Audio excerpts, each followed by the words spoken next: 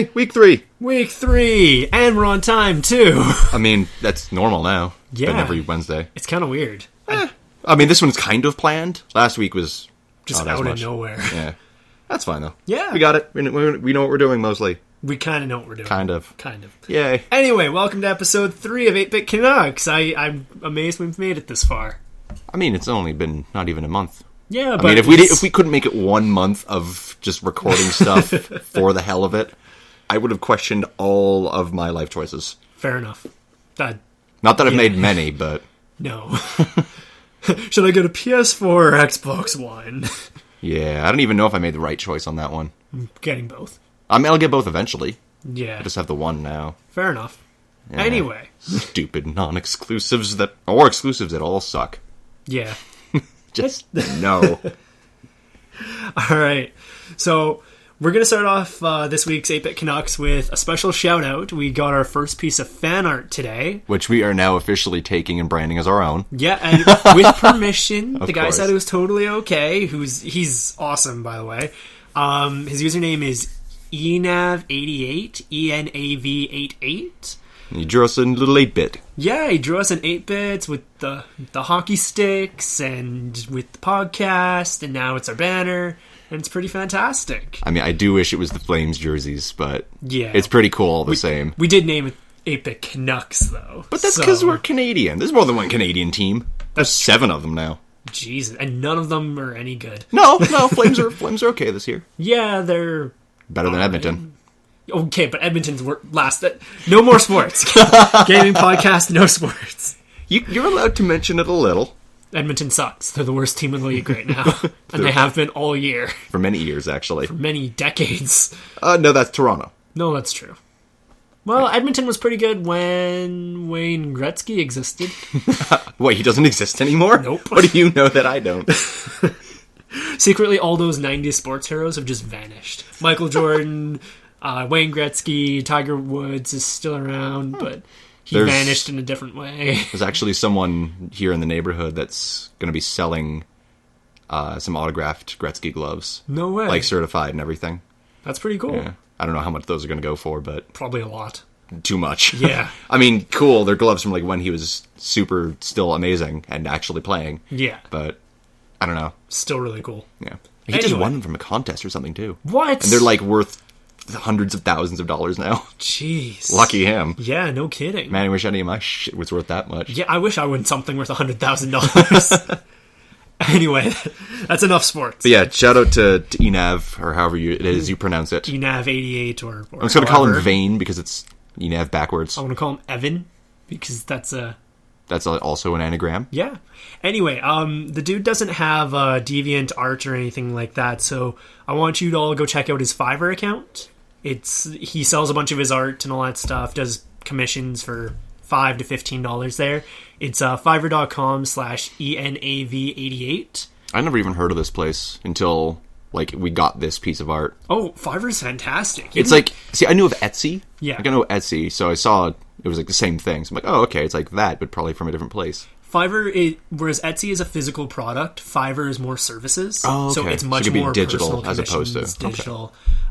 You can basically hire anyone to do anything for $5.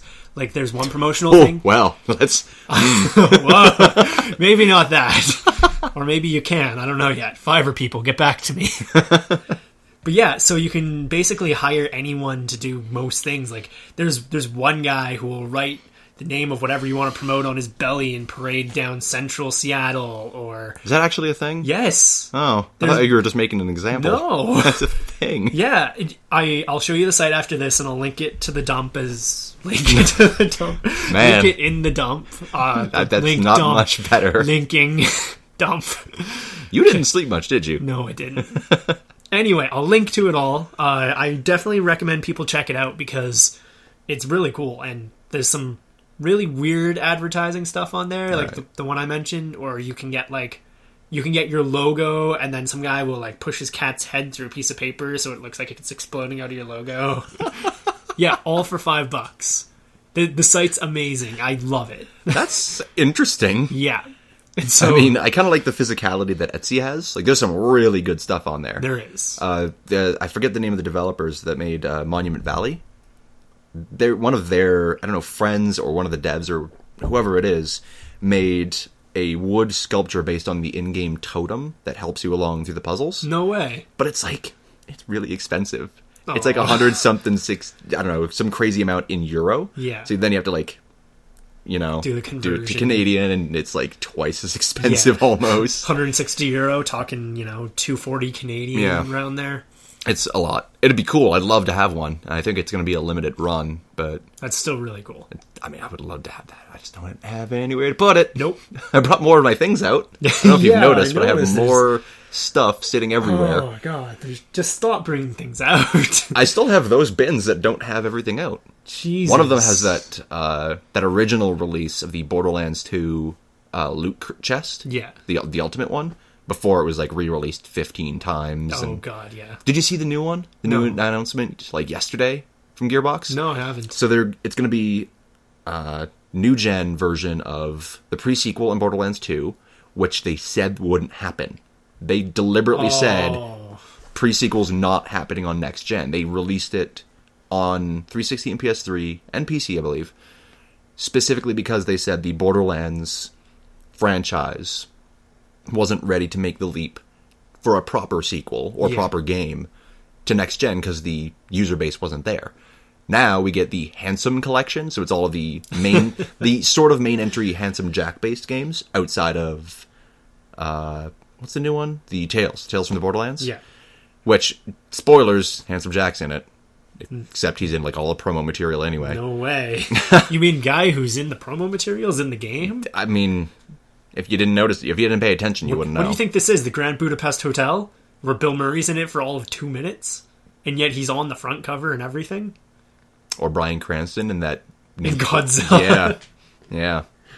Sorry, Cranston, I didn't think you'd be dead after 20 minutes, but... No. He did a good job, though. I didn't see the movie. Bryan Cranston's a good actor. I just heard people complain that he was only in it for, a few minutes. Oh, whatever. You went to go see it for Godzilla, not for Bryan Cranston. I still haven't seen, any Godzilla movie ever. They're so good. See, that's what you said about the last movie you made me watch, and that was that... I don't know where it was from. That Kung Fu movie. Oh, Kung Fu Hustle. Yeah. Yeah, that movie's amazing. You made me watch that when I was up for 46 hours. Yeah, and it's incredible. I don't know that. It's amazing. It was a fever dream while semi-awake, but really not. Kung Fu Hustle is a fever dream, no matter how long you've been awake. That's true, actually. Having watched it a second time to see if it was just as ridiculous. It's just as ridiculous. Yeah, it's outrageous, but it's so good. Just like Godzilla. I'll just take your word for it. I'll show you one day. I've never seen them, so I can't say. I'll show you one day. Anyway, what have you been playing lately, Axel? After having looked at Smash 4 and all their new characters and all of these new amiibo releases, I realized how many of those characters I haven't played a lot of the games from. I've played the Mario stuff and the Star Foxes, the Metroids, all of the Zeldas. I've got pretty much all of those except for the Tingle games. Essentially all the main characters. But I haven't played... some of the Metroids I've missed out on. The WarioWare titles I think I've played one of, the original one. But I never played Xenoblade Chronicles. I never got a chance to when it first came out, even though I bought it 2 years ago and just never opened it. And that's the one with Shulk, right? Yes, that's the one with Shulk from, I think, 4 or 5 years ago now. Came out in 2010. Very interesting. I started playing that. I got about 5.5 hours in, just in one sitting. And now, I'm not a big RPG player. There's a couple that I have here and there. Some of the Tales games. But mostly, very niche titles. I've got some of the Ys titles. I don't know how to pronounce it. The YS. Yeah. Yeah, I have no idea. I think it's pronounced Ys. Somebody can correct me on that. I don't know for sure. But I've got a couple of those. I just haven't really gotten around to a lot of them. And most of the RPGs that I've ended up playing are the Western style, the Skyrims and the Mass Effect stuff. So basically more BioWare and Bethesda. Yeah. So I haven't played many JRPGs, but I've played some big names, some well-known, and some kind of weird ones. But I never played one that was really just a Nintendo game. I've never played a Nintendo huge open-world RPG. And this one is, even though it looks like garbage now, because it was like because it had to fit so much onto the Wii software, and it was underpowered at the time, and it really shows. God damn, it's fun though. Like, it's really, really fun, and it's cool to just, I don't know, walk around and explore, and there's quests everywhere that you don't always have to take back to the person to complete. Way. You just complete them as you go. The story is interesting. What does it revolve around? So, like, what happens? As someone who's never played it. Well, so here's the interesting part about the Xeno franchise. Most of the games are completely unrelated to each other. The only related games are the Xenosaga games. Originally, Xenogears, I believe, was the first one to come out, whenever that was. I have no idea.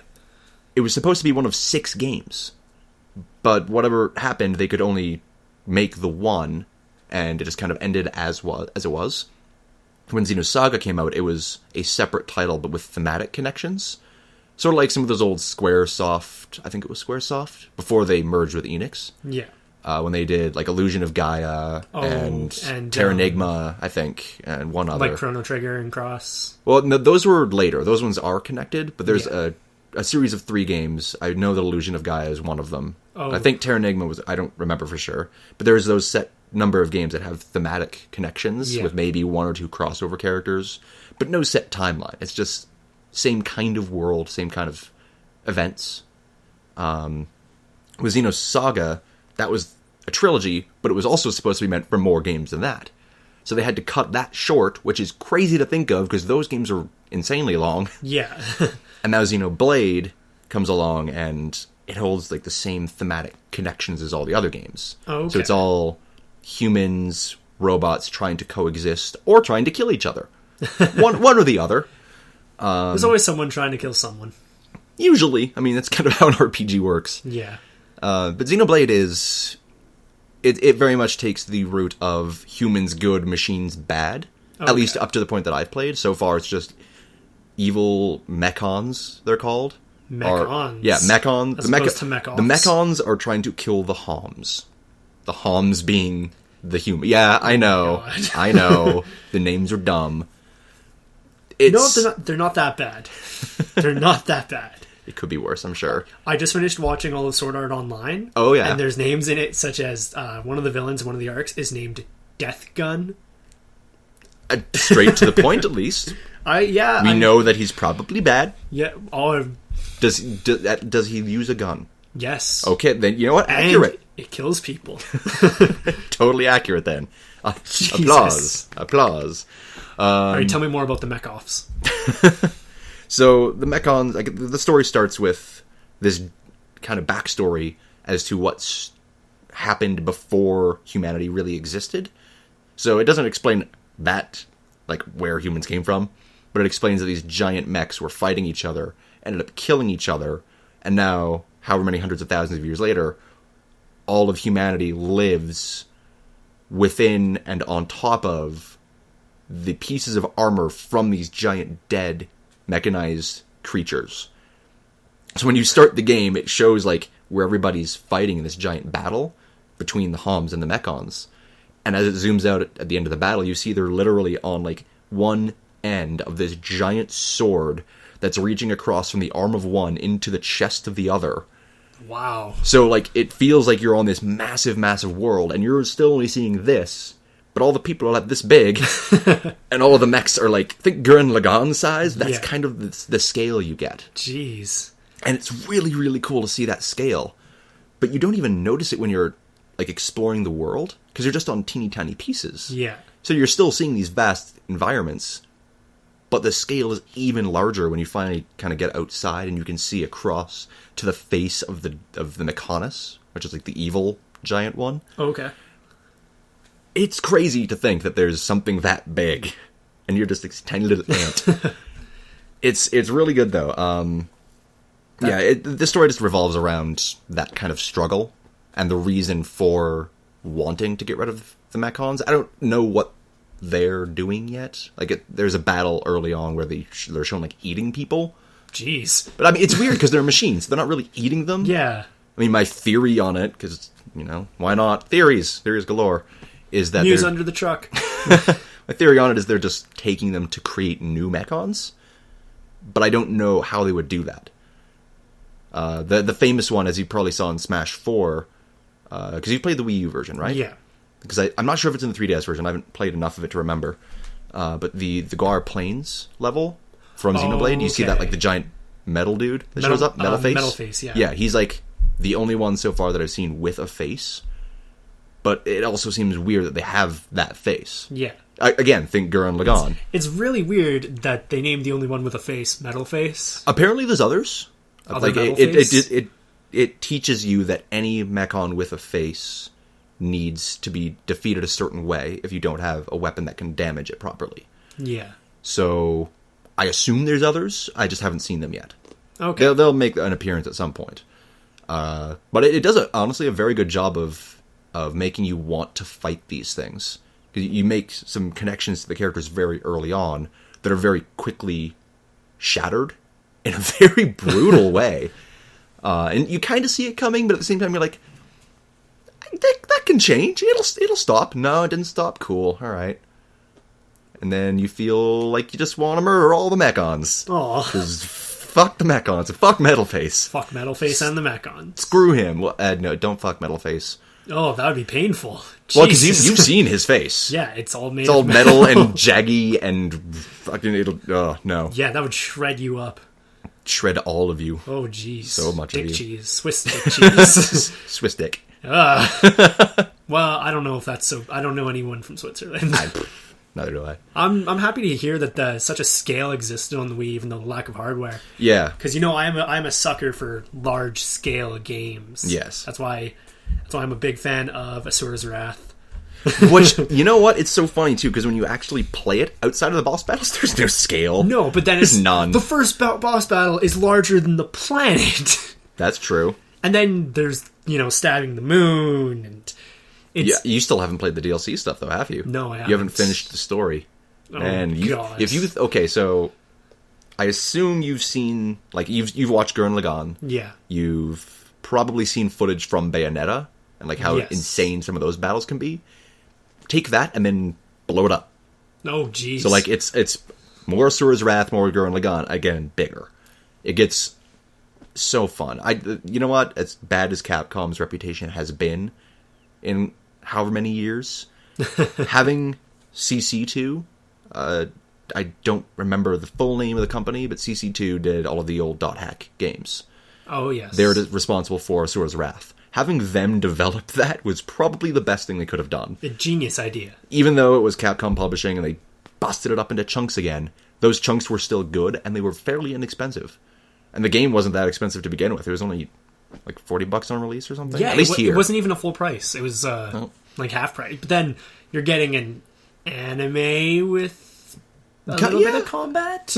Well, I mean, mostly it was just the spectacle, right? Yeah. It was a spectacle fighter, but it looked great. It It still did. looks good. It to looks me. amazing. I think it looks amazing. If they turned it into a standalone anime, it would be fantastic. I'm surprised they didn't. I'm really surprised they Then didn't again, do that. I guess it's not really Capcom's thing to do anime. It's No. usually their thing to do 3D animation or live action. Yeah. Which one do you think is the bad one? Oh, God. I don't want any more 3D Resident Evil movies. The 3D ones are fine. They're the alright. Degeneration and whatever the other ones. There's like 4 of them now. I think there's one short movie that's kind of good. Plus Degeneration was alright, and it's canon. I know it's canon, which Yeah. is weird. Because you have to piece it together with all the other canon garbage. Resident Evil 6. I still haven't finished 6. I played for 5 minutes and stopped. I played through Leon's campaign and then stopped. I didn't even finish the first, like, that tutorial mission. Like, I think I got to the end of that. Yeah. When, like, the helicopter crashes. That was it. Lucky you. I'm like, well, I don't even have anyone to play this with right now. I'm just not going to bother. It's not even that much funner with someone to play. Funner. Funnier. We need, like, Fun. a flub counter. Yeah, a flub counter. Yeah. This makes 6, 7, around there. I'm sure there's more. Yeah. But yeah, Xenoblade Chronicles, I think, is going to turn out to be one of my favorites for the Wii as a console. That said, I haven't played the other games released through Operation Rainfall. I haven't played Pandora's Tower, and I haven't played The Last Story, both of which I have. I just haven't played, which I think I mentioned last week. Yep. But I'm getting to it. Someday. What I want to play as much of the Smash kind of characters games as I can, which is going to be difficult considering Earthbound and Game & Watch. Because those things are expensive or impossible to find. I'll lend you my copy of Earthbound sometime. You have, like, the box copy? Yeah. Like the big box? Yep. Cool. Yeah. It's one of the highlights of my collection. Well, I don't have many of those. I've got Earthbound, I've got Mother 1 and 2, like I've got Japanese copies. Oh, the Japanese ones, nice. Yeah, and then I don't have number 3. Which sucks. Oh, I think 3 would be much more difficult to play. I think so, too. Because it was Game Boy Advance, wasn't it? Yeah. Yeah, and it was Japan only, unless you want to play the fan translation, which is actually very good. So I hear. I know that the Super Beard Brothers, offshoot of The Completionist, they've been playing through it. They're on like episode 60 or 61 now. Jeez. And each episode is like 15 to 20 minutes. Yeah. That's pretty good for like a mother game, I think. Yeah, that's... Because I played the beginning of Earthbound. Just like wandering around Donut. Oh, yeah. But I haven't really gotten much further than shortly after the UFO crashes. Okay. So you're really not that far. I'm not too far in. You're not even close, actually. But I was just spending all of that time exploring. It was just interesting to look around and see what random crap was happening. It's a fun world to explore. I mean, fun is one word for it. I would say more disturbing and weird. Yeah, that was a very disturbing game for a child-themed game. Just playing the battles, like watching the backgrounds move and the music, that...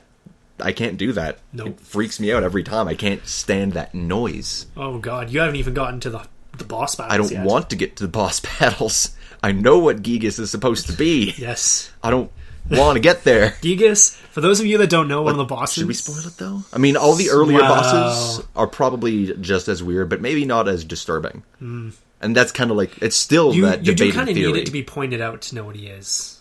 Otherwise, you would just think he's like some kind of fog. I mean, that's what it looks like, doesn't it? Okay, we won't spoil that for Yeah. people then. Because it's honestly... and even then, though, the game doesn't outright tell you about what it is. That's No. just kind of the assumption you have to take. It's a game theory. Given... Yet it really is. It's a game theory.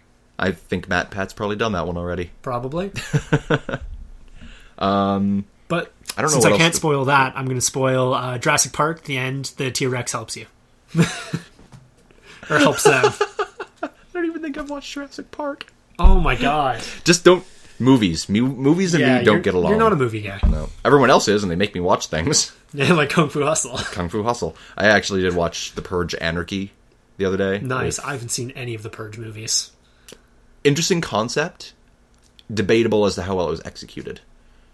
I just like the idea of this futuristic state that the United States are in, where one day, well, I guess one night a year, everyone just kills and robs, and it doesn't matter. You're just allowed to. Yeah. It's such an interesting idea, and they show it so well at the beginning of each movie, but then it just kind of turns into shooty bang, don't die. Aw. But I expect that coming from, I believe, the producer for Insidious. Okay. And for anyone who's watched those movies, you know what I mean when Insidious just turned into one of those other weird serialized things. I think the Purge is doing the same thing. Because next year, they're having another Purge movie. Yep. But it's a prequel. Yep. Set during the first Purge, I believe. That Hollywood has a huge issue with serializing movies right now.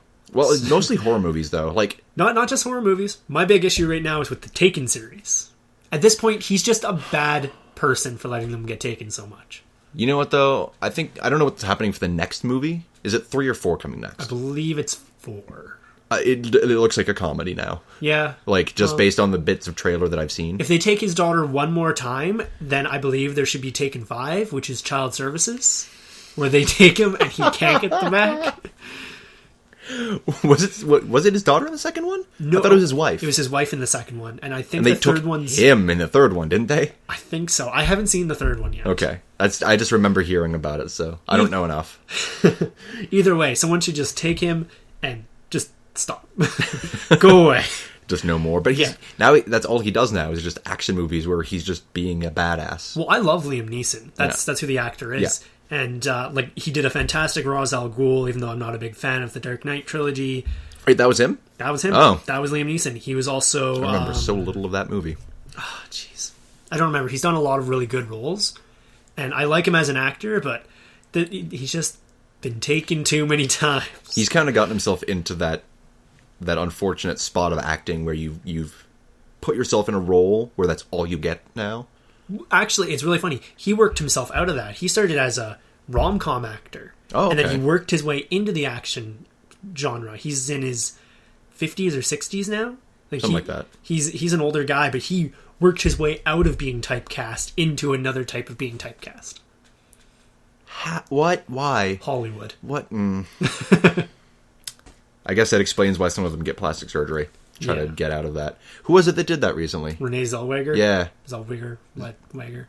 Everyone knows who it is. Yeah, she went from being... her to not her. She went from being an anteater to being Mason Verger from Silence of the Lambs. Or not Silence of the Lambs, from Hannibal. Jesus. Yeah. I've never seen those either. Oh, God. The reference is lost. And disturbed. And deformed.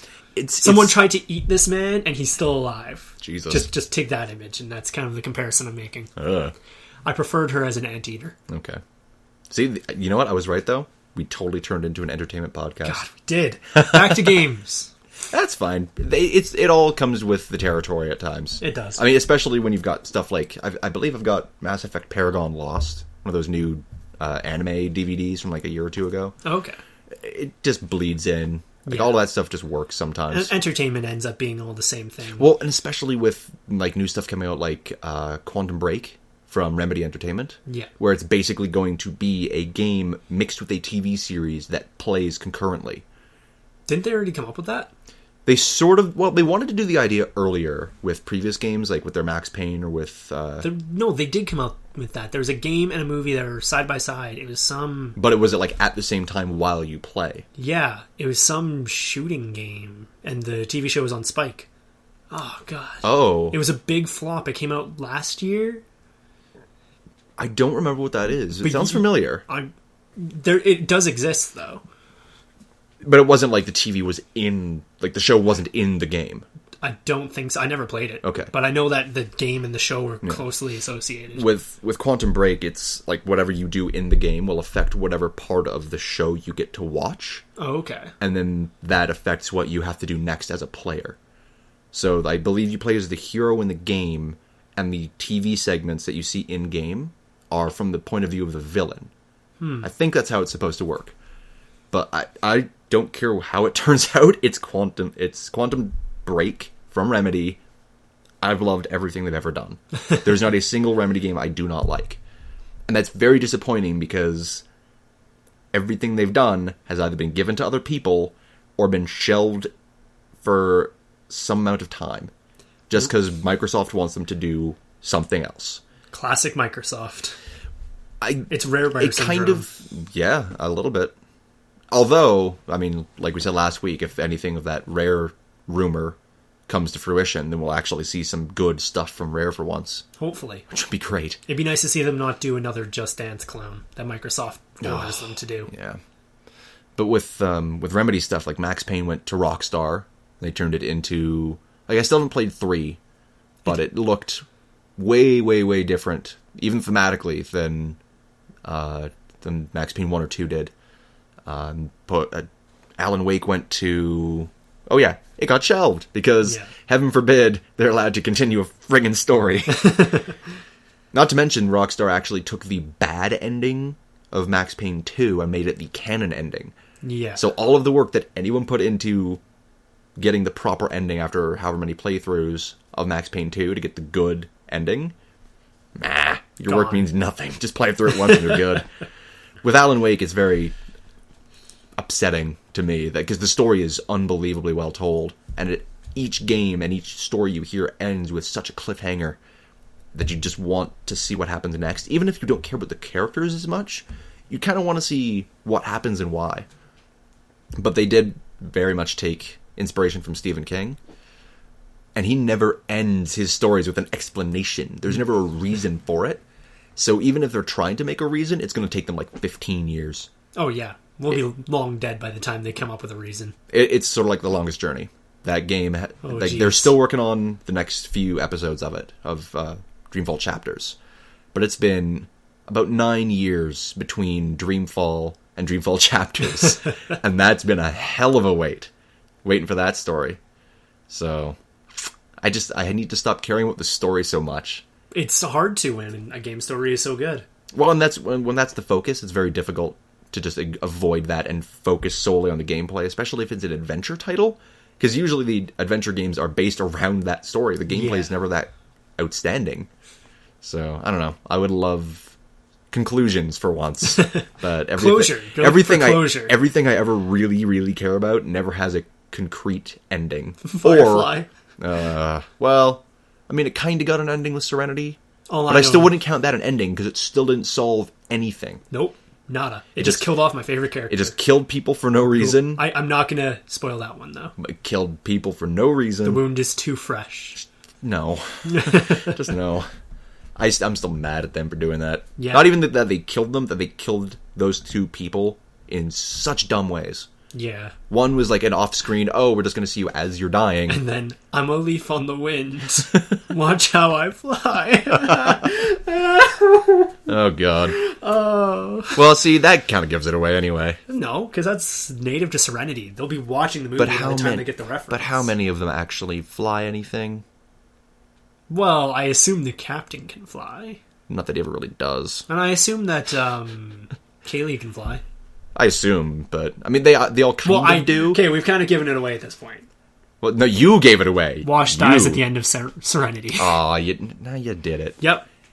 But even that, like, even with those deaths that were pointless and stupid, they had a chance to actually make a solution to their story, and they never solved it all. They never did anything with it. That's Joss Whedon, though.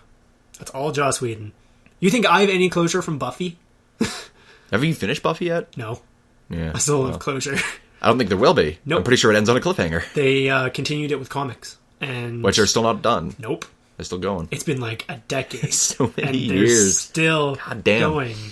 There's apparently, and get this is just a weird thing about the Buffy comic, there's a scene where her and Angel have sex while they're flying in midair. I'm not even going to question that. I looked at that and I don't know if I want to read the comics. Was there a shark that they jumped over in process? Probably. Okay. No, they probably jumped over Fonz, who was jumping the shark. Ah. See. Maybe they jumped over a Sharknado. I can't even... You know those guys are coming to the expo? Yeah. They announced some Sharknado guests. I really don't care. Unless it's Ralph Garman, I don't give a shit. Although, Stan Lee. Stan Lee's coming back 3rd year in a row. Yep. Good on him. He's going to have to. He's got to get all those autographs out before he's dead. Kidding. You know what, though? Stan Lee is by far one of the best convention goers I've ever had the pleasure of experiencing. I mean, he's very practiced in it. He's been doing it for how many years? Or how many decades? Yeah. Try that. Well, I don't know how long like the whole convention thing has really been popular. I'd say he's been doing it since about the 70s. Probably. So he's been doing it for about 40 years. Jesus. Yeah. But he's such a pleasure to deal with, even in his old age. Mm-hmm. And, he's so great to people who come and kids who interact with him and everything. He seems very, very personable, but I think you have to be when you're in that situation. Well, it depends on what you're doing with him. If you're doing a signing, it's pretty... He has to cycle through so many people that you really only get a very little amount of interaction. And when you go for a photo, if you're in the beginning while he still has a lot of his energy, then he's really great. But when you're near the tail end, the guy's 92 years old. And somehow he stays there all day for at least 2 days straight. There's 25-year-old actors who work out every day who can't do what he does. Yeah. So it's, good on him. If you have a bad experience, the dude's old, okay? Well, it's a very exhausting experience. Like, having gone to every expo that we've had here in the last 10 years, just walking around there is exhausting. Try being the people who are setting up, who are there, like, showing off their work in the middle of their work while trying to sign, take pictures, talk about stuff. It's a lot. It's very difficult to imagine being in that situation all the time. And especially, like, if you're an on-screen live actor, going from convention to convention to convention to acting to convention to more acting to more acting, and then repeat. Don't forget all the press releases you have to do, and it looks tiresome. I would love to try it one day. Like, that'd be so cool. Fantastic. I've always wanted to host my own, even just a tiny little booth at a comic convention. Yeah.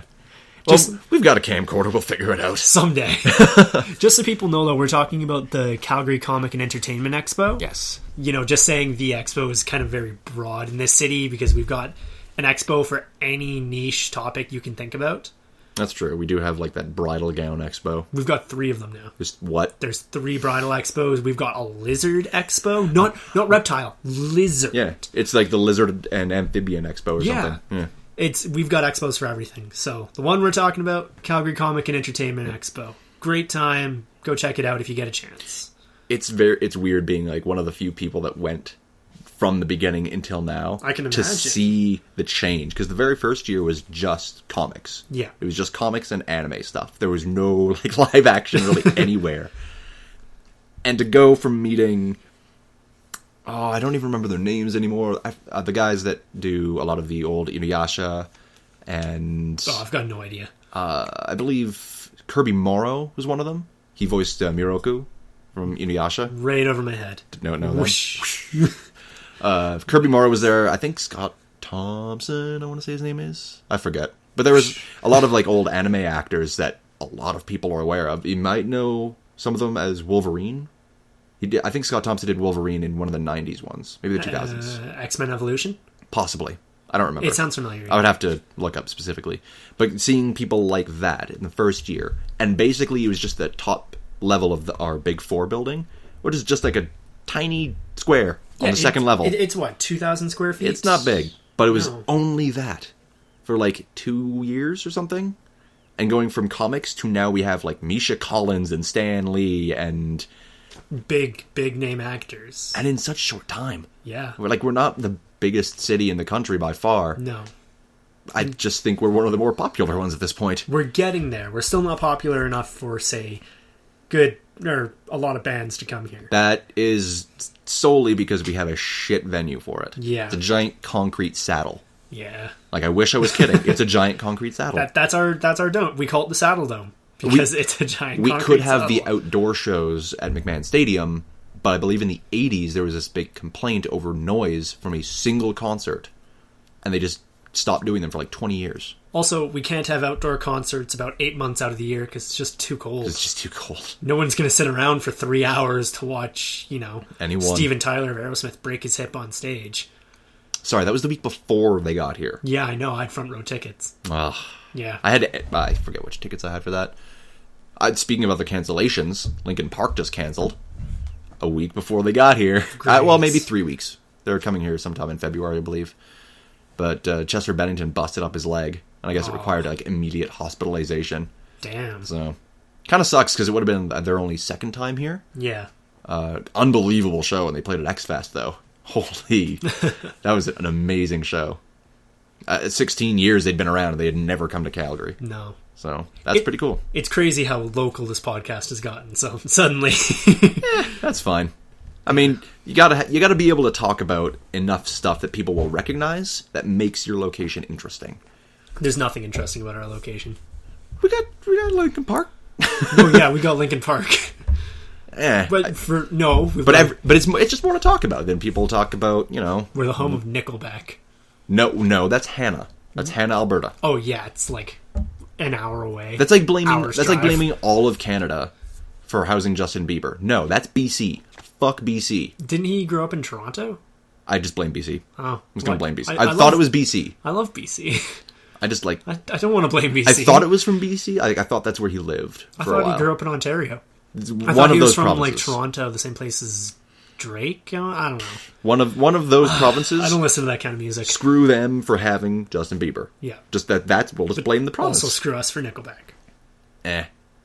I'll just blame the city then. I'll just blame Hannah. Yeah, the city with a population of like 2,000. Just blame the place they came from. Like, just blame the one location. You can't...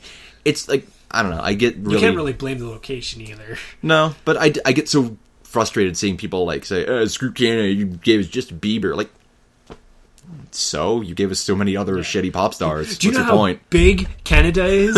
Wherever Justin Bieber was at his point in time, you were probably closer to... I don't know, Katy Perry or other pop star Iggy Azalea, right? Because like Canada's too big. People just don't grasp the scale of it. It's mostly because most of it's not inhabited. It's true. we have a huge population of just uninhabited land. And polar bears occasionally. Not near us, but no, nowhere near us. But we are probably closer to I'd say Texas than we are to our own nation's capital. It would probably be a shorter flight. I think it's about equal. Or at least it'd be pretty damn close. I think it's equal. So get that. We could fly to Texas in the time it took us to fly to Ottawa. Yeah, that's about right. That's how big the scale is. Wow. Yeah. I really thought... Well, and not to mention, like, going north from us, it's even longer. Oh, God, it's awful. Just because of the territories. When I was in Europe over the summer last year, everyone would always say, oh, so you've probably been to Niagara Falls and all that stuff. I'm like, no, that's halfway across the country. Well, why don't you just go on a day trip? In one day, I could get into rural Saskatchewan. Yeah.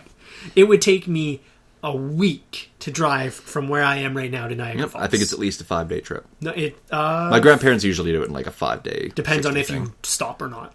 They never usually do. They stop only if they really need to. Yeah. So I mean, that's probably the best way to do it. I'd say 5 to 7 day trip to get to Niagara Falls from where we are. Whereas when I was in, say, Ireland, it took me 3 hours to train across the country. Yep. God. I always find that so funny. Like, you tell somebody where you're from, it's like, oh, do you know this guy? Like, there's like 40 million of us, right? Yeah. Like, we're spread out thinner than any other country in the world. There's a lot of us, but not close. Yeah. Not close at all. I mean, a lot of that population is Toronto, too. Yeah. Toronto and the GTA. GTA is like 10, 15 million? 5.5. Okay. That was like the last consensus. So that's a 15% of our population? It's an eighth. Yeah. It's like an eighth or more of our population. That's ridiculous. In like one tiny part of the country. Canada big. Yeah. We're big and we're on top. Now you started the wars. What have you done? But I love my Americans too. Anyway, we've been talking about entertainment and local stuff for a while, so back on topic a little bit. I've also played a little bit of a new rock opera video game. A ropra. Ropra called Karma Flow. It's using a bunch of great vocalists and musicians from different power metal and melodic metal bands, mostly from Europe. I believe the one notable one, at least in my eyes, is Simone Simons from Epica. Nice. It's very interesting so far. I've only played maybe about 20 minutes, just to kind of test it out and see how exactly operatic it is. All of the dialogue is sung. Even like the tutorial stuff that teaches you what you're doing is is all super songy. It's really, really cool. So what do you get? Do you get like press A to interact with your environment? It's kind of like that, but with no like. It doesn't tell you what the buttons are. It shows them on screen, but it gives you an action, like an in-world, an in-universe name for that action, and then you just press it and you see what it does, and you go from there. I don't know how the full product is going to be by the end of it. I haven't heard like any big operatic sections yet. So it feels like they've split up the songs quite a bit into little pieces here and there. But again, I haven't gotten too far into it. It's also in 2 separate acts, sort of like how operas are properly separated into different segments for a live performance. Each act, I believe that's Act 1 now, and Act 2 is coming in April. So people should probably keep that in mind. It's kind of episodic, but not really. It's just like Broken Age, I suppose. Oh, okay. So it'll just be in 2 pieces. Although this one is expected to be about as short as it's going to be, whereas everyone expected Broken Age to be way longer. Yeah, you're telling me. I haven't started Broken Age yet. I don't know if I care to, because I already know like what the story is. Like I've watched others play it. I don't remember any of the puzzles, so that would still be the challenge, but it doesn't seem like much happens. I backed it, and then I forgot about it, and now it's back. I don't even think they have a set date for when Part 2 is coming. Probably not. The behind-the-scenes stuff that came with backing it, though, is really cool. Well, and it's still going, right? Yeah, very insightful into game development. If you're ever looking to become a game developer, I would highly recommend watching the videos that they provide and looking at all the dev notes. And really, anything with Tim Schafer's just fun. Yeah, Tim Schafer's a great guy. He's like the Jack Black of video games. That's really just because he looks like a less hairy Jack Black. And he acts like him. And yeah, that's true. And then they did that one game together. Brutal Legend. Yes. Yeah, I forgot about that. great game. Which I also own, which I also haven't played. Really? Yeah. Oh, I beat it the day it came out. It's fantastic. Well, it came out in 07, Yeah. I think. I didn't even know about it until like a year or two later. Lots of collectibles, though. That's fine. Oh, man. And the songs are collectibles, which is awesome. That's cool. Yeah. I mean, honestly, anything with music in gaming. Like, I love not just like music games, because that's pretty basic, but seeing the music become part of that world. Yeah. Which is why I loved Alan Wake so much, because they really threw in Poets of the Fall and their like side project for the game, Old Gods of Asgard. It became part of the universe, and it was actually important to the story. Not to mention, the music was really good. They created songs specifically for those games, which is why Karma Flow is so interesting to me. So I'm hoping that it all turns out really good. I will have the soundtrack being sent out sometime in April. So I don't know if I can access the music files through Steam. I'm going to try later and see if I can listen to them that way. But I don't know if they're even going to have the full track listing in there, because it doesn't sound like... I don't know. I don't think it's going to be available just yet. I'd love to hear it all just by itself, though. Listen, and it's very easy to understand, even during like some of the screamy vocals, because there's a little bit of that. Oddly, from Mark Hudson of Dragon Force. Really? Yeah, he's like... I haven't run into him yet. I don't know if he's going to be in Act 1 or 2, but he does like some more growly stuff. And that's weird, That is coming really from weird. like super power metal group. Yeah, super melodic. Yeah, it's weird, right? That is weird. Well, I'll play some later, like a little clip, Yeah. and you'll be like, "There's no way that's Mark Hudson." you won't believe it. well, fingers crossed that they release the whole soundtrack. I don't know if they're going to buy regularly. I don't know if you'll be able to. Maybe download. Yeah. But as far as I know, the only way to get the physical copy is to have backed it on Indiegogo. Okay. Which I did back in like 2013 or whenever it started. And it's only just coming out now, so I've been waiting for quite a while. Wow. I get the feeling, though, it's going to be one of those games that is more for the music and more for the idea as opposed to the gameplay. Because it's very simple so far. But from my understanding, there's been a couple of issues for some users with crashes or fairly noticeable stutters. Nothing too major on my end yet. I have noticed a couple of stutters here and there from like area transitions. Nothing too jarring, nothing that I really judge it by. But I'm more just playing for the music, because the music is great. It's got a great feel to the world. Well, that's So, good. past that, I don't think I've honestly playing too much. I mostly watch stuff, research stuff, find things for us to talk about. Yeah. This week has been a little slower, but that's fine. What about you? What have you been working on? I've been all over the Monster Hunter 4 demo. Monster Hunter 4 Ultimate, whatever. Yes. I'm Yeah. surprised you didn't mention it when I mentioned Xenoblade, because it's like the same openness. Yeah, it's, once again, there's that scale. Mm-hmm. I'm a huge fan of just giant scale in video games. Mm-hmm. I love the idea that when you are fighting something that is large, it is actually large. And it feels large. I think that's the important part, too. It feels big. It feels like makes you feel minuscule, really. I love that idea. You love when it feels big. Yes, I love when it feels big. It doesn't have to look big, but it has to feel big. I mean, using it's probably... Anyway. I think they know where that joke was going. Yep. So yeah, I've been playing a lot of that, trying out some of the new classes. Like there's the what's it called? The Charge Blade. Okay. The Charge Blade. There's the Insect Scepter thing. I forget what it's called. Yeah. We tried the demo earlier. We did. We played a little bit of it before we started the podcast, and definitely slow-moving classes were not your type. I started with, what was it, the Gun Lance? Yep. I don't know if that's a new one. I've never played a Monster Hunter game, so for me, this is my first experience with it. I didn't know anything aside from monsters bad, kill monsters, get stuff from monsters, make new stuff to kill other monsters. Then you felt bad when you killed, like, the deer. The deer, yes, because they were just, like, emus. looking at me a little bit. They weren't harming you, and then you just shot him and then stabbed him. Actually, no, I didn't shoot him, because every time I tried to shoot anything, it just didn't... I think I've got to be right up close to it. Yeah, I think that was it. Tough to aim. Well, the problem that I had playing was that every time I looked in one direction, you're stuck attacking in that direction. So if you're hitting the attack button, you have to make sure you're about to hit something. Otherwise, you're stuck in that attack animation, and you're very vulnerable. So I wasn't used to that. I just finished like playing Xenoblade Chronicles a day or two ago, and I was so used to just moving around and just it auto-attacking for me, and then kind of strategizing where I could be. And this is sort of similar, but you're very much stuck in that direction. Yeah. I believe the cameras will be much better with the new 3DS, with the C-stick. Yeah. So Well, the C-knob. The C-knob. Because it's not a stick, it's just like a little buttoning knob. And there's going to be a huge problem of me like rolling that around and then slipping off because it's just so small. Well, I know that there's going to be a... It's not even a knob, it's a nib. It's not even big enough to be a knob. Nope. I know that there's going to be a Canada-wide demonstration for the new 3DS.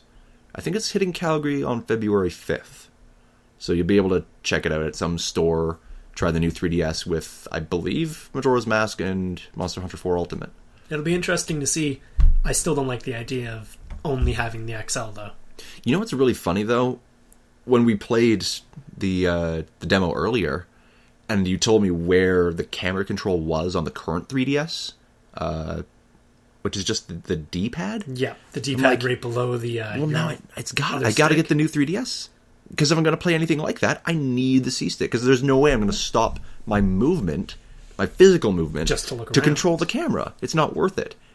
And having fought some of those monsters, it's also not worth it to stand still, face your direction, and hit the left trigger to make the camera switch behind you. It's too slow and it's too clunky. So having that extra control with the C-stick is kind of necessary. So playing it on the new 3DS is, at least for me, it's going to be the only viable option to play it. It looks like it'll be easier, but I'm still not a fan of the new 3DS.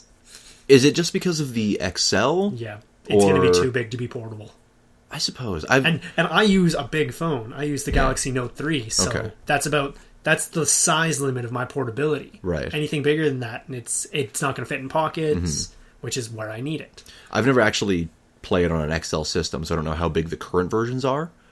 They're pretty big. I know they increased the size screen by X amount, but I don't know. About 25%, I'd say. That doesn't seem like much. It makes it bigger than this. Yeah. To be fair, I think the 3DS is bigger than that anyway. Well, I mean, if you... At least lengthwise. If you took it and... Well, if you did... Maybe.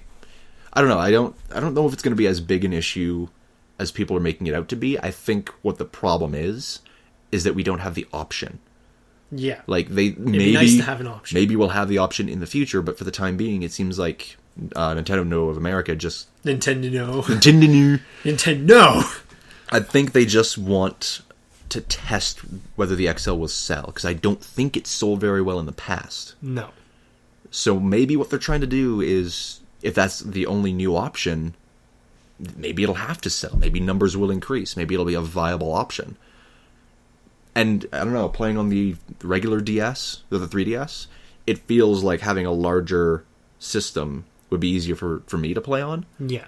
I don't know. It would definitely be easier to play on, but it, once again, limits the portability. Yeah. So if I'm going to play it, I'm not going to be able to play it on the bus or anything. Mm-hmm. I'm going to be playing it when I get to my destination, if I'm already planning on playing it with people. Yeah, that's true. Whereas I'm not going to be able to play it on a whim for 10, 15 minutes like I do already. I'm going to reserve judgment on it just until I get my hands on it, because I really can't say. I've never used any of the existing ones. No, you do have to wait until you actually get it. I think people are justified in being frustrated that there's only the one option, especially since it's not customizable. Yeah, it doesn't have the custom faceplates. Yep, can't do it. Which I don't understand why that's the case. I don't know. I don't get it. It's weird. I don't know if I should blame all of Nintendo for that. Like, I don't know if that was a design decision for the console itself, or if that was just an NOA thing. Because maybe it is just a Nintendo of America problem. Maybe. Which seems to be the case for everything they do lately. Well, Reggie better get his body ready. Because I'm going to fucking... him and Bill Trinan. Yep. Just getting ready. They're just...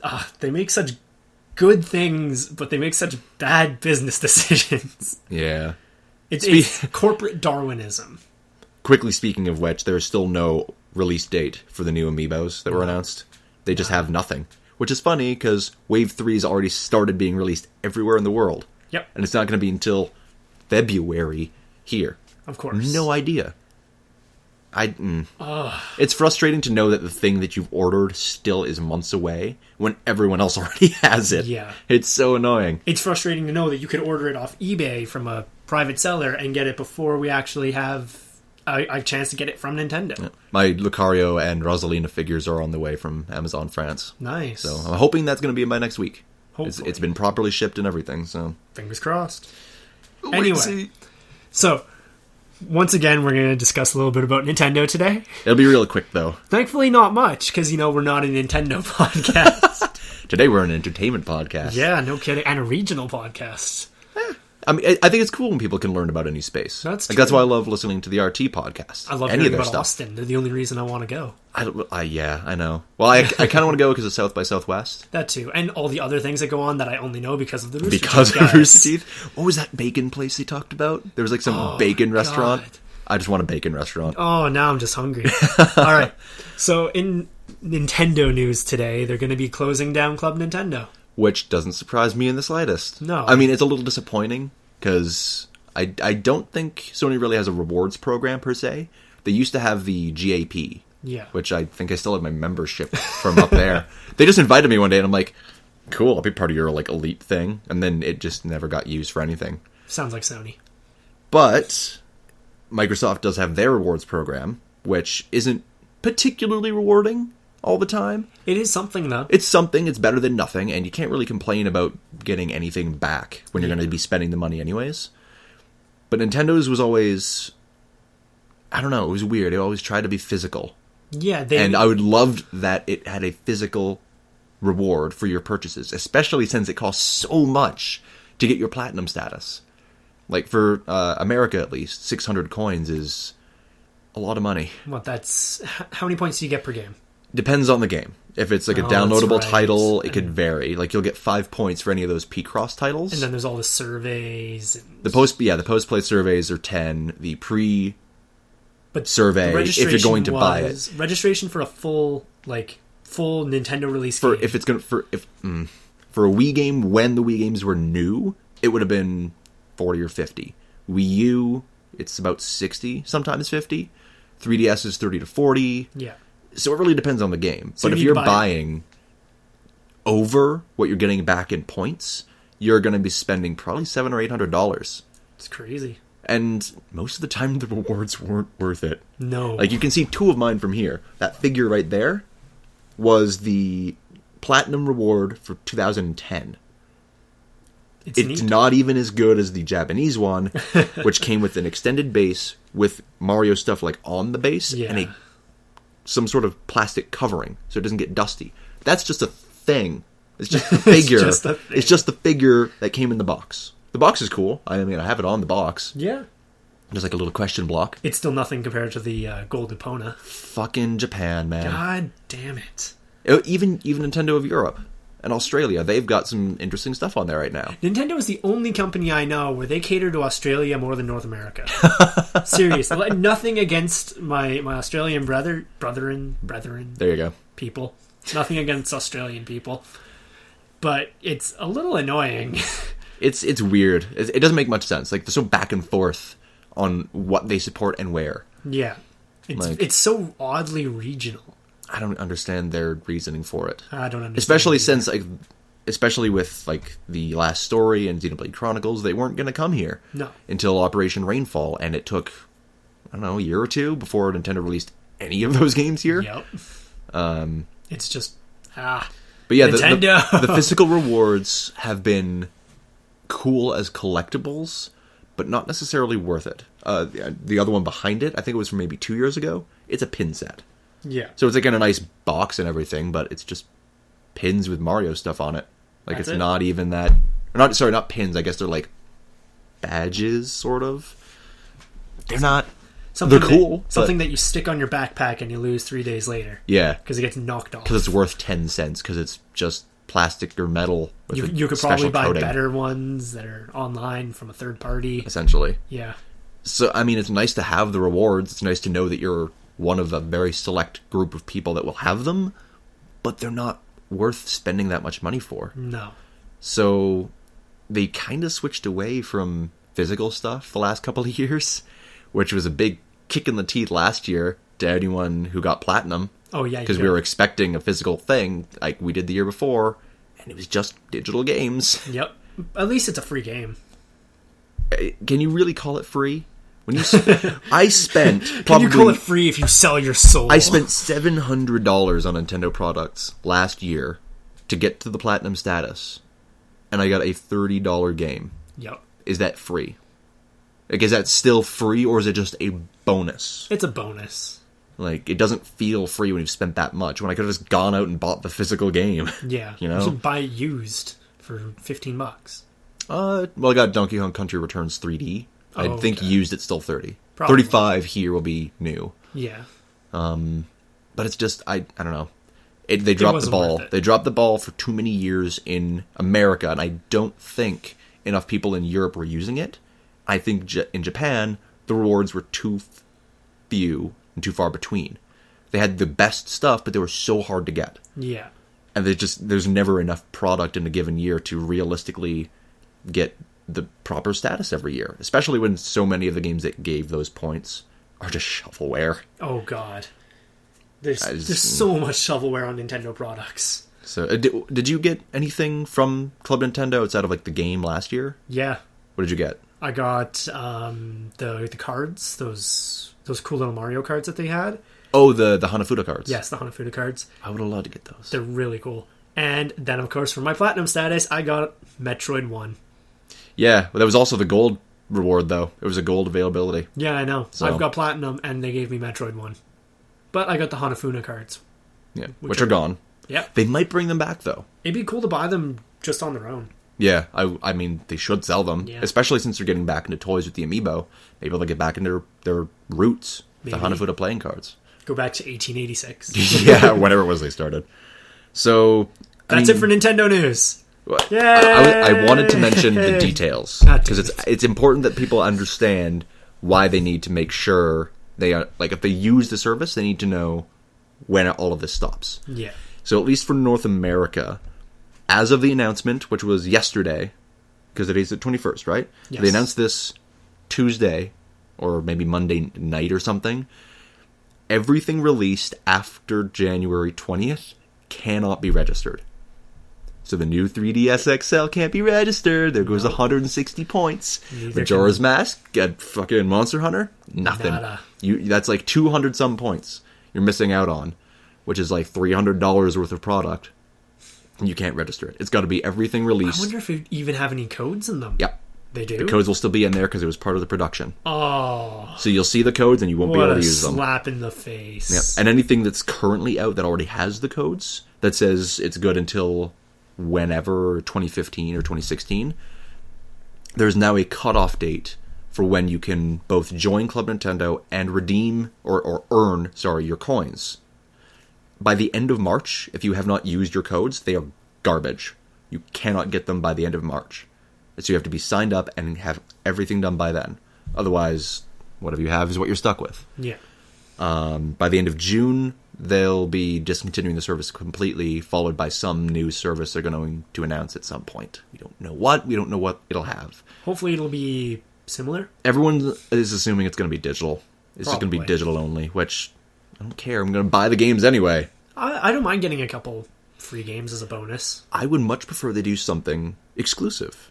Like, for years, they've offered that stupid grill off with Ultra Hand thing. Yeah. It's 80 points, and it's a free arcade high-score title for the Wii. Why not? If you're just going to get a little free stuff like that takes up no space, sure. I would love free random stuff that no one else has. It's kind of cool. It'd be neat. So, they will be adding new product, physical stuff to the store next month at some point, plus however many other games they decide to offer. Probably a Nintendo clearance.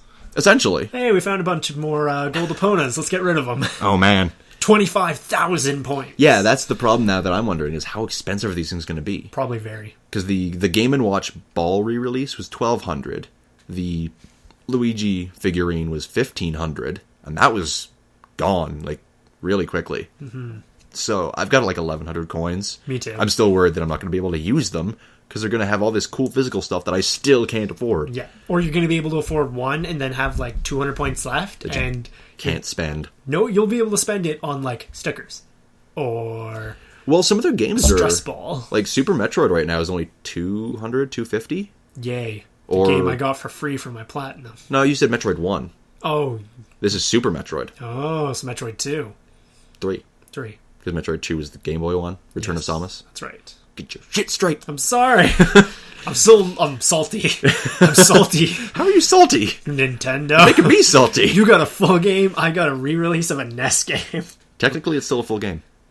Yeah, but it's a re-release of a NES game. I can play in my browser. You said you got Platinum. You should have been able to choose from... I didn't. I got Platinum, but I couldn't choose. Why not? I chose know. I chose the $35 Because title. Nintendo is discriminatory. I just think you didn't see it. No, I saw it. I would have chose it. You would have chose Country Returns? Yeah. Then why didn't you? Because it wasn't there. I chose it. Yeah, you missed it. It's your fault. Oh, that God, look. I hate you and Nintendo. Oh, I love that you start with me. Yeah. You're the reason I'm so salty. All right, so yeah, that's all for Nintendo. Yeah. Finally, like, Fuck off, Nintendo. Jesus. I still love you, but goddamn. So, there's really only two other things that were kind of interest. And they're just gonna make me saltier. Well, one of them will, maybe. The other one, not so much. One of them's gonna make me pretty salty. What do you want to start with? Let's start with Hatred. Okay. Do you want to give a background on what this is for people so they understand what this title is? Yeah, absolutely. The game is essentially... you played the original Postal, right? Yes. Like the kind of isometric, top-down, kill everyone in sight because you can With game. the outrageous comedy. And, Yeah. well, comedy. Very, very, very black humor. Yeah. Like very dark comedic So funny. stuff in there. But it was essentially nothing more than a crazy person out to kill everyone because he could. Because they went postal. That is what Hatred is, but running off the Unreal Engine, and very, very dark. Like, visually dark.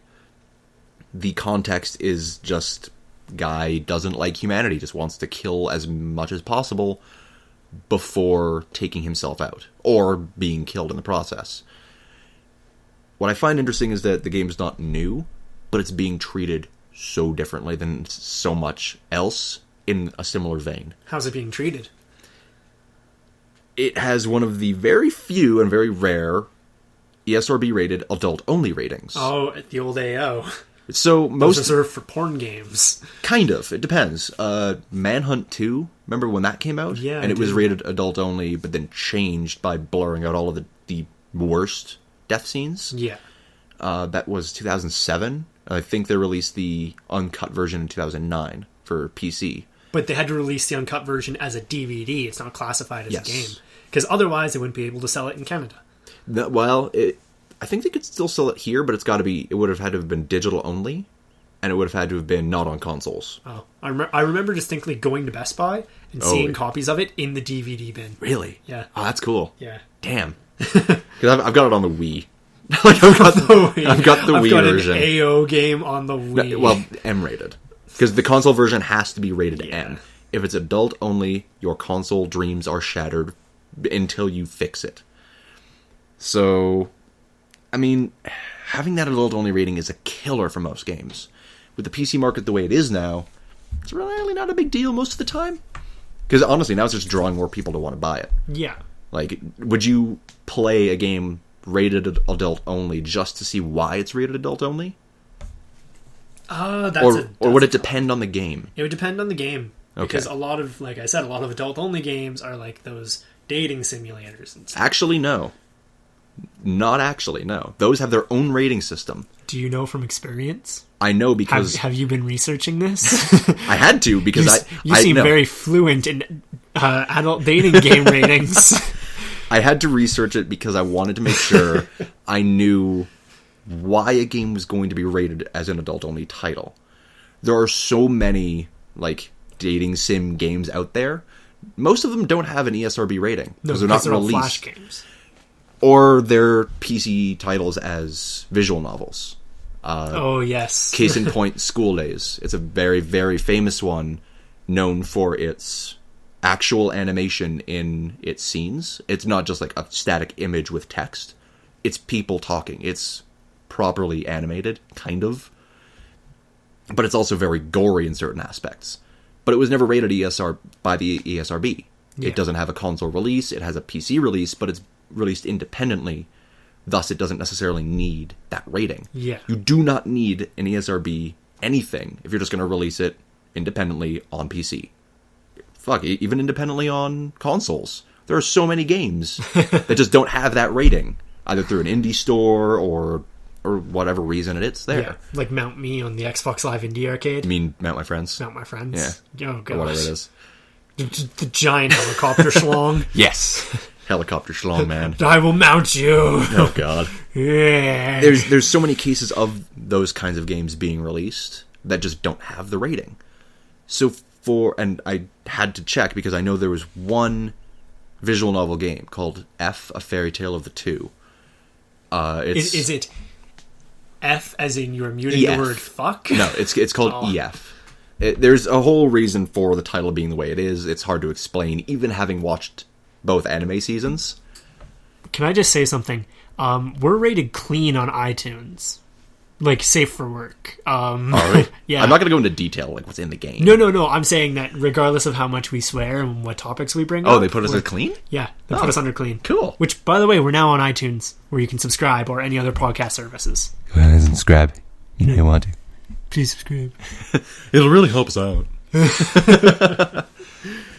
I mean, we will appreciate anyone who does actually choose to listen to us every week. And anyone who sends in fan art, we're going to showcase. Oh, that was so cool. I know. I love fan art. I love people. They're amazing. Anyways, continuing with F, I knew what the series was. I was aware of what the story was, but I watched the anime version. I never played any of the games because they were all Japanese only, and I can't read the language quite yet. So hearing that it was going to get an ESRB because the developer actually requested that it could in case it wanted a North American release, it somehow got an adult-only rating. So something about that visual novel with like all of the H scenes being there makes it suddenly adult-only, which understandable in that case when it's just that blatant sex scene that is part of the main game. An adult-only rating makes sense. Something like Grand Theft Auto San Andreas with the hot coffee mod. It was a mod for one version of the game that was never going to be seen unless you busted into the game's coding and allowed it to be seen. But the ESRB still changed their rating and stopped it from being sold on all platforms. Ridiculous. It didn't make sense at the time. And to me, that kind of raised a flag. Because how would they not have like tested that? How would they not see that that's there? Mm-hmm.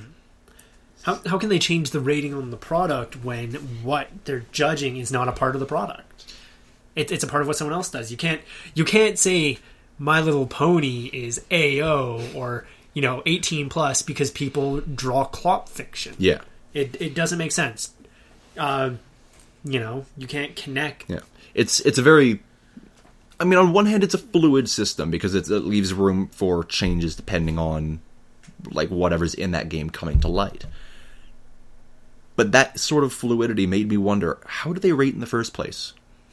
So I decided to actually look into what the ESRB does to rate their games. Oh, no.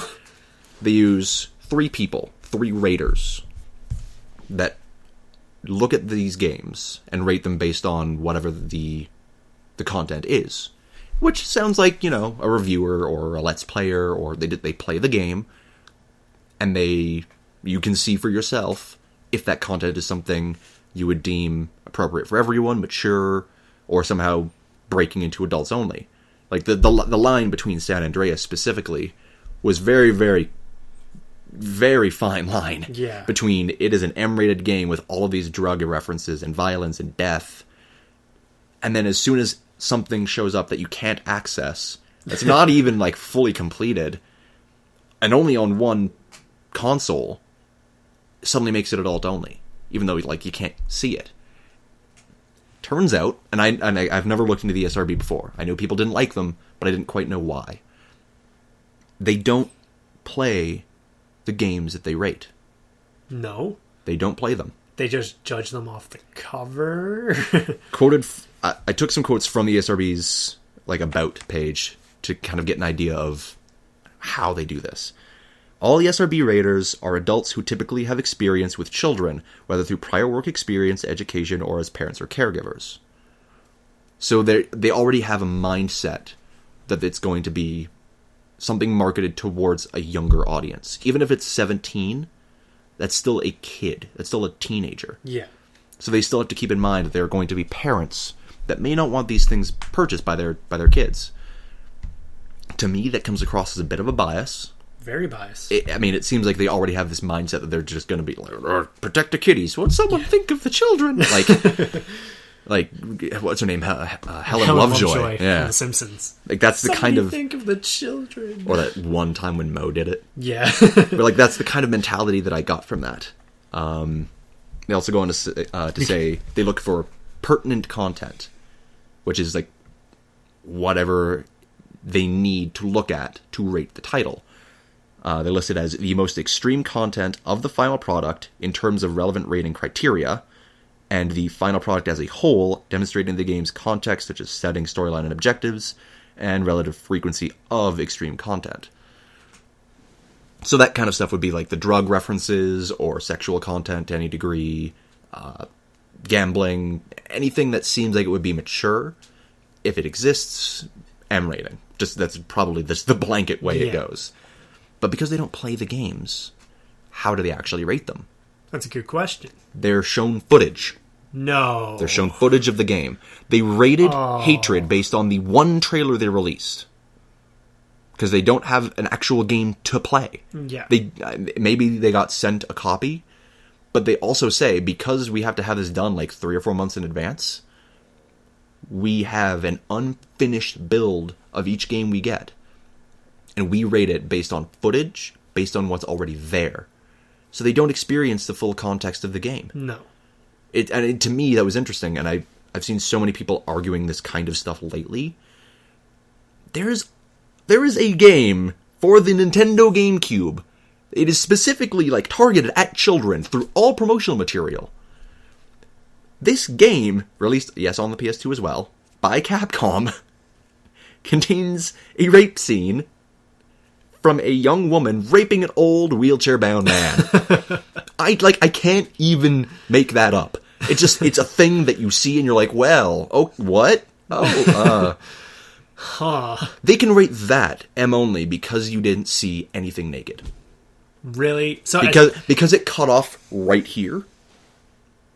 Jeez, just below the belt. Yeah, like just at that belt line, because that's where the camera was cut off. They're able to say it's mature because you don't see anything. So what you're saying, what essentially the ESRB is saying is that rape and elderly abuse is much more socially acceptable than penises and vaginas. It's all about the context. And that was actually something from a GameSpot article when the adult rating came about. Whoever wrote the article spoke with someone anonymously from the ESRB. That's actually something I found interesting. They're not allowed to have any contact or affiliation with games media. Which kind of keeps out other bias if they're going to be like quoted in an article or something. But then they still have the bias of we're protecting kids because we have kids' experience. Yeah. Through some variation. Just to clarify, which game were you talking about? Which one? The one with the rape scene? Killer 7. Oh, yes. Still one of my favorite games of all time because the story is unbelievable. Like, I don't want people to be shied away from playing that game. It's a very weird scene, but the entire game is meant to be disturbing. It's meant to be confusing and political and very, very engaging. That's Suda 51 for you. I mean, that was him then. Him now is, there are boobs and swords and let's cut things. He's your typical weeaboo otaku. Salty. That's salty now. You're so salty. And we're not even on the saltiest subject yet. Wait, well, that's interesting. We'll get to that in a minute. So, yeah, whoever wrote this GameSpot article was saying that the person from the ESRB made it very clear it's about the context in which people may see it. Just because something is potentially bad in the game doesn't mean that they can say it's only an M rating. They have to assume that other people may see it differently. So on one hand, I understand that they're seeing this in the light of someone's going to be completely offended by the likes of Hatred, because it just seems like this horrible killing murder simulator, which is sort of what it is. But on the other hand, they don't play it. They're assuming what everyone's going to feel about it, and they're just telling us what it's going to be like. So now I kind of understand why the SRB is so disliked by some people.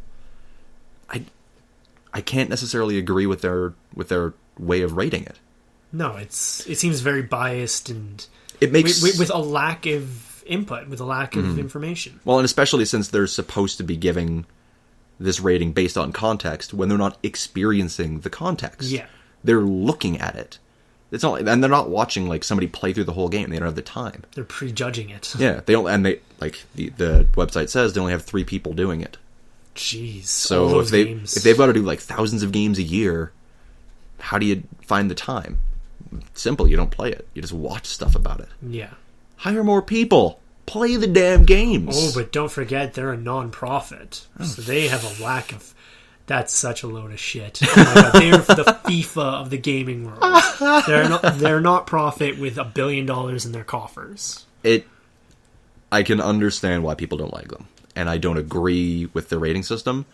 I do, on the other hand, though, agree with the rating they're giving certain games. If it's going to be like a visual novel or there's a very explicit sex scene, yeah, adults only. That makes sense. But Hatred doesn't do anything differently from Postal 1. It just looks visually upgraded and has a darker tone. It's not as comedic. Well, actually, Postal 1 wasn't comedic at all. No, Postal 2 was the comedic one. Yeah, but even then, Postal 1 was like snarky, kind of. That was like as comedic as it really got as far as the dark humor goes. Just because the voice actor was trying to be like a dick that didn't care. Yeah. Hatred is doing that. It's just, it doesn't seem like it's different enough to warrant the adult-only rating. I don't understand why one game gets a pass and one game doesn't. I don't know. Maybe there'll be a reason for it, but at the same time, now because it's got the adult-only rating and Steam doesn't have a history of allowing AO games on their service, it's very likely that it won't see a Steam release. Which will be unfortunate. Which is so funny, because Gabe Newell himself said, yeah, it was wrong for us to take it down, so we'll bring it back on the service. So he kind of forced it into a position where them going for the rating just shot themselves in the foot. Yeah. I don't know. I'd like to see how the game turns out. I know it's not going to be a good game, but I'm still interested in seeing like what the full scope of this context is, or if there's really any context to it. It's just go out and shoot stuff. Mm-hmm. I don't think it's even a high score, really. I don't know. I haven't seen enough of the game because they've shown one trailer. So we'll see how it turns out, and I hope that, I don't know, I do hope the developers kind of start acting like humans as opposed to children. Yeah. Because they're really promoting it like, just go kill stuff. We just want to see the world burn. Like, maybe that's the reason why people don't like you. Maybe. So, so we have... got me salty. All right, let's hit. So you said this one was going to be the salty one for you. Yes. So this is going to be about the H1Z1 release. Catastrophe. So why is that salty to you? Like, why is that the big bad thing? Because...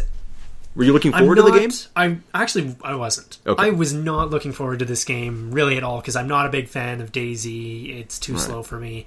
I got burnt by the War Z or whatever it's going by now, Infestation. Infestation. You actually played that one? I got it. Oh no! I got it a while ago as a gift from someone on my Steam friends list. Okay. And I tried it and I got burnt. Yeah. That's a lot of time. Well, not a lot. I only played a couple hours, but it was time wasted. Still pretty bad. So I'm very on the fence about that type of game. Then when I heard it was going to be free to play, I get even wearier. Yeah. So not very. Wait, so H1Z1 is going to be free to play? This is one thing that's very, very because I think I missed that part because I know that it's paid right now in early access. You need to pay for the early access, but it's going to be free to play. Oh, you have to pay them to be a beta tester. That's outrageous. That's unbelievable. You know what didn't get coverage like that? Don't Starve Together. Oh yeah. You have to pay $15 for the privilege of playing Don't Starve Together, the co-op version of Don't Starve, in early access. When anyone who owns the game already will get to play it for free in like 4 months. That's ridiculous.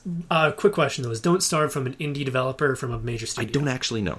I believe it's an indie developer, which makes this a little more reasonable because they can't afford playtesters, Okay. right? H1Z1 comes from Sony Online Entertainment. Yeah. So we're talking major developer here. So is it them developing and then publishing? They published. I don't know who developed. Okay. See, and But that's the it's- difference. Because even though they're publishing, like, that doesn't mean they It's still necessarily the have finances control. behind it. Okay. Oh no, you know what? I do think they were they were doing both. I think they were developing and publishing. Okay. Because it's Sony in-house. So it is Sony in-house doing the publishing and the developing. We're talking a major, major studio here with huge financial backing. Mm-hmm. And what do? Is they ask people to pay to beta test their game for them. Yeah. They're too cheap to use the beta testers they already have. You're assuming they have any. I'd assume they have at least one guy. I Some would- small Asian kid trapped in the basement. I would like forgot to. about him years I'd ago. like to go into like the credits of the game, like see their list and What see is if there's they do already have. been people beta testing it and they're just trying to reach in your pockets? Maybe. At the same time, I get the idea of paying into early access because you're paying to experience the creation of the game from essentially alpha or beta to full release. Minecraft did the same thing. Minecraft did the same thing, But once again, we're talking and it actually got independent studio more here. expensive. It did. What do you mean we're talking independent? Independent studio. Mojang was independent at the time. Yeah, what we're talking about in regards to Minecraft at that time, Yeah. they were independent. They hadn't even done a game before. Yeah, so when you paid into the alpha, it was what, 15 or 20? I believe the alpha at first was 10, it went up to 15 in beta, and then the full release is now 20. Okay. So what we're talking about there is we're talking about an independent studio, one guy for the very, like, it was just Marcus Pearson. Pearson, yeah. I think it's pretty, nah, whatever. Rooster Teeth did the same thing. They didn't know how to say his name. Marcus. Anyway, I'm pretty sure it was just him for the entire alpha, and then as the game got more popular, he's able to hire people on for the beta. Even now, they are a 10-person I think operation. they still only have the 8. Oh, it's probably 7 now. Probably 7, Because C418 isn't permanent and Notch isn't with them. Exactly. Notch So is living in a it's $70 million mega mansion. Jesus, what a waste of money. Apparently it's a nice place. And it's not. He did a virtual like tour thing of it, and it's like it's in a nice area. It's in a great area where I haven't seen it, so I don't movie know. stars live. But as far as the house goes, it's really not that good. It's not $70 million good. Maybe it depends on who designed it. I don't know. I don't know. Anyway, so yeah, that independent studios, I can understand opting in, like giving them financial support to finish the game they like, and you can help test them out. That's a grassroots community supported.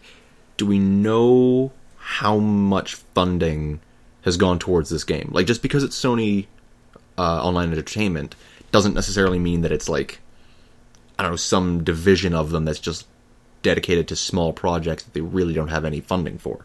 Well, that we can't be sure of because it says SOE on Yeah. developing and publishing, so we have to assume it is SOE. The same people who did like DCU Online, which by the way was a shit fest when that came out. Right. Yeah, there's a lot of justice lag there. Okay.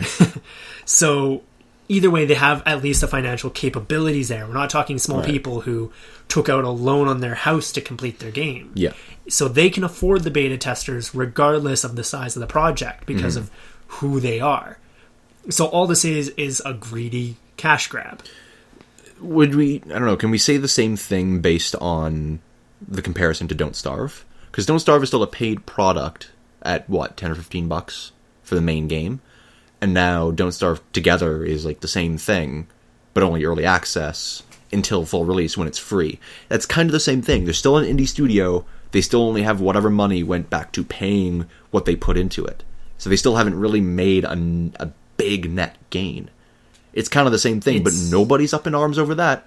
I kind of caught onto it. I'm like, I would have bought it and played it, but I'm not buying something that I will be getting later anyways. It's not necessarily worth my time. Let me just state that I don't approve of early access anyway. Yeah. I'm not a fan of it. But as far as it goes, it's not as big an outrage when an independent studio does it due to the financial limitations as to when Sony, one of the 3 largest game developers in the world, has it, right?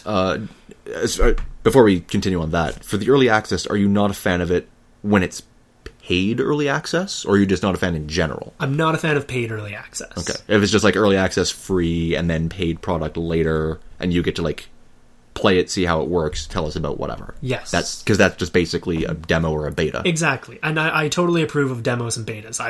So why not just call it that? Why do they call it early access? I don't know. Because it's gotten a lot of flack just because of the fact that you can put a price on it. And I think Total Biscuit has done a very good job in saying, you know, if you're going to put a price tag on your product, I don't care what you're calling it. I don't care if it's beta, alpha, early access. You're up for review.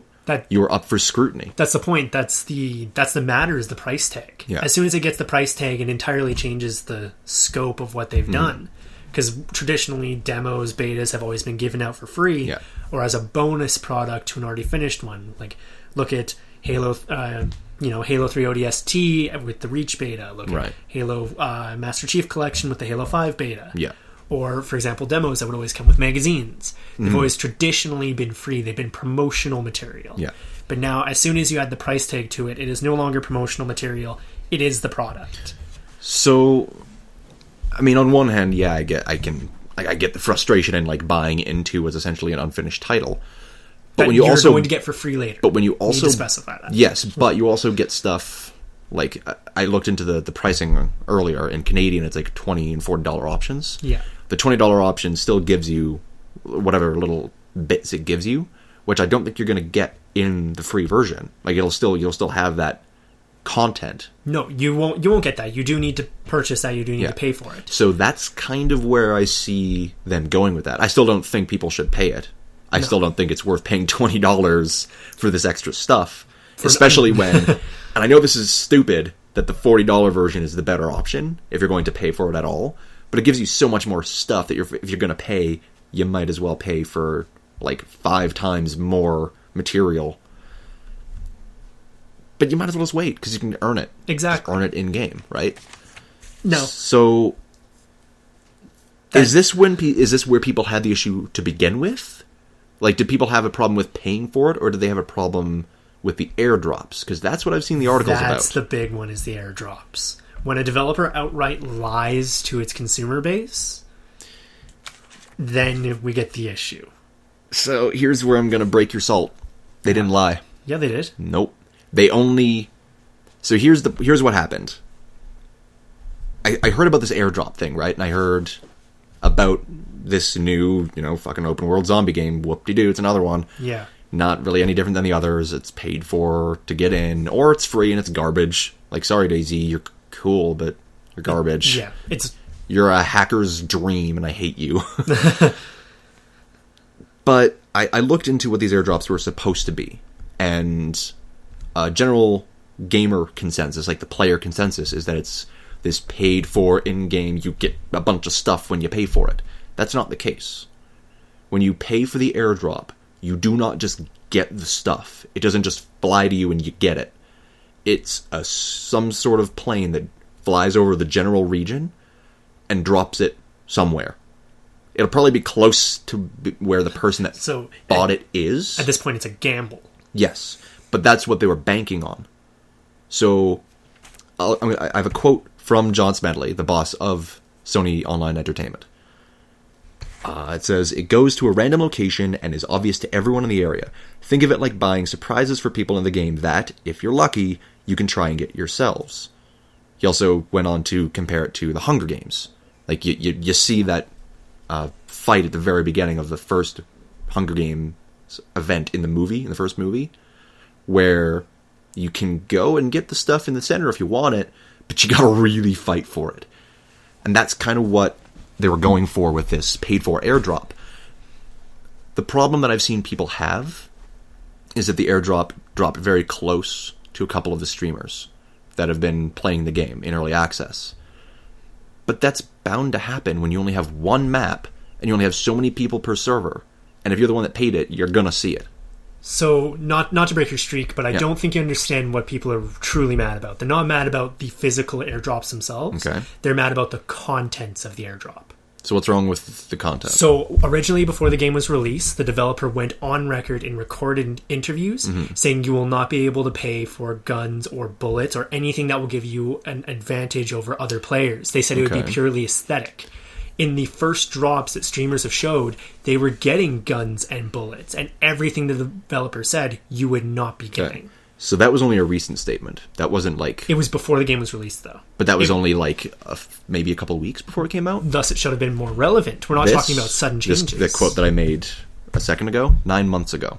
Yeah. They also mentioned that it could potentially contain food, water, guns, ammo. But they've specifically talked about it back in April with the very community, Reddit, that got up in arms about the airdrops now. This is not new. This was talked about while the game was in development almost a year ago. But the fact of the matter is what they said a couple weeks ago. But if you're going to focus on one thing, like, you kind of, cherry picking there. You're only picking we out... focused on two things. But I'm saying, like, you can't focus on just the new quote, because I think the new, like, that thing you mentioned there was from the same person. Yeah. And that's why it's confusing to people. That's, I think, where people should be annoyed. Because it's not that the content is overpowered compared to what they should have gotten. Like, because they were probably just expecting, like, food and water. Not even that. It was originally what the developers stated is that it would be purely aesthetic. When was that, though? That was the interview 2 weeks ago with Game Informer, I believe. That was... I mean, that's far more recent than this one. But I think that's because he was trying to make it... I don't know. It's weird because they obviously talked about this, like, last year. Like, in April of last year, they talked about the potential that they were likely going to include these airdrops with food and guns and whatever that you did not have access to just because you purchased it. It's not a new thing, and people should have expected it. But it does suck. I will admit it is very strange and very stupid that the same person who mentioned exactly what the airdrops were going to be and currently are would suddenly say that it's not that. Yeah. But that's where I had the issue, is that people are focusing so much on what he said now, as opposed to the fact that he's said this multiple times before now. But it's a matter of, as soon as he changed his statement, he changed his stance. It's not a case of he believed in what he said earlier. He actively changed his mind. It's weird. It doesn't make sense. No, right? It doesn't. It would have been best if he just didn't even do interviews, because then people would be just focusing on the pay for early access. Maybe it would be best if the boss of the company, who's not probably doing the development, didn't speak on development. Yes, maybe what Sony should do is they should hire back that guy who did the commercials for them and just have a paid spokesman. Yeah. Jesus. But see, that's why I think that the problem itself isn't as big as people are making it out to be. Like, just because you paid for it, you're still not getting it. You have to fight for it. If there's no one on the server, then okay, it's yours. That's still not the problem I've noticed people have been having. It's always been about the content. It was supposed to be like League of Legends. When you pay money, you get a new costume, you get outfits, or whatever. But that's again based on what he said most recently, correct? Yes. Yeah. See, and that's where I see fault on both sides. Like, I see that, yes, he's like part of that team. He should probably have his shit straight before he talks about it all. But it's not new. He said exactly what it was going to be 9 months ago. Yeah. He said it was going to have all that stuff. But what he said 9 months ago is no longer relevant when he changes his mind. I can say... Isn't it? I can say... Because he said it more than once. I can say before the next-gen systems came out, I'm buying an Xbox One. But then as soon as they're out, if I buy a Wii U, that's the change. Technically, that could still make your previous statement true. You just haven't done it yet. Yeah.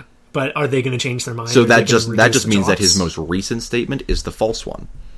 Because as far as I know, it doesn't contain like aesthetic stuff. It contains the stuff you need to survive. Yeah. Because that's what you're paying into. It gives you the stuff that gives you an advantage over the players. Because it doesn't give you an advantage unless you get it. And even then, somebody else across the world could have the same stuff come and murder you later. Yeah. It's only an advantage in the sense that you need to be like really, really good at those games and be able to combat the hackers. Because inevitably there's going to be someone hacking into it. Sony servers, anyone can get into it. Bad, Jesus, I know. But I see why. Like, if you do get that stuff and you pay for a lot of them, then I can kind of see where it becomes pay to win. But where's the win? How do you win at a game that never ends? There is no ending. It's not a matter of pay to win. It's pay. It's pay to do better. If you want to pay to do better, that's your choice. It's kind of dumb. Like, I don't see a point to it, really. It's for the people who can't play video games. Or that just have money to throw at it. That's true. But at the same time, like, I get the frustration if you don't have that money to pay and you can't successfully receive the airdrop. But you also have to keep in mind, like, anyone who is angry about this, it's not like you're just getting it. It's not like it's just straight up delivered to you. Yeah. But, I mean, maybe it'll land close to you, but I don't think it's a big map. I don't think it's like a large, expansive world yet. Maybe it will be later. But even DayZ is like one space. I don't know. DayZ is pretty big. It seems big until you realize that you spawn in like one of 5 places almost all the friggin' time. And DayZ's only seems so big because of how slow you move. Fucking slow. It's so slow. Oh my god. I could never get into it. No.